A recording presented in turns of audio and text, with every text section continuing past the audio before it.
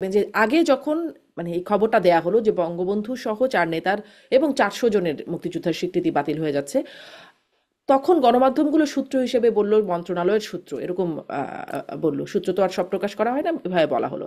সবগুলো গণমাধ্যমে দেখছিলাম এরকম।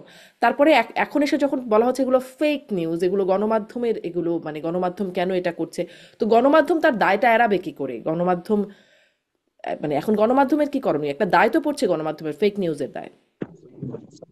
না না, গণমাধ্যম যে ফেক নিউজ এটাই বা আপনি কিভাবে বলছেন? এটি তারা আপনি গণমাধ্যম যারা এই রিপোর্ট গুলো করেছে হুম। তাদের ইন্টারভিউ করেন, তারা কোত্থেকে এটা পেলো। আপনি যে এখন বলছেন যে এটা গণমাধ্যম ফেক নিউজ করছে, এখন আমি বলছি না, এটা সংস্কৃতি উপদেষ্টা নিউজ বলছেন, করার মুক্তিযুদ্ধ বিষয়ক উপদেষ্টা বলছেন। হ্যাঁ তাই তো, আপনি মানে এখানে আপনি না, ওর তারা আর কি। তো তারা যে বলছে, তাহলে এখন যে যারা এই রিপোর্ট গুলো করেছে, এবং এই একটা মানে প্রিন্ট মিডিয়ার তো টেবিলে টেবিলে এটা স্ক্রুটিনি হয়।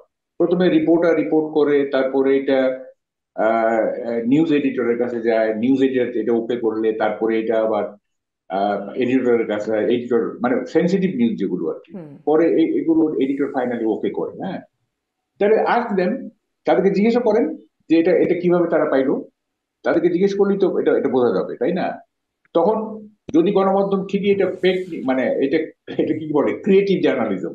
হ্যাঁ হ্যাঁ, এই শব্দটা আমি বের করছি, মানে আউট অফ নাথিং ক্রিয়েট করা আর কি। হ্যাঁ, হুম। যদি তারা ক্রিয়েটিভ জার্নালিজম করে থাকে তাহলে they will answer to the nation.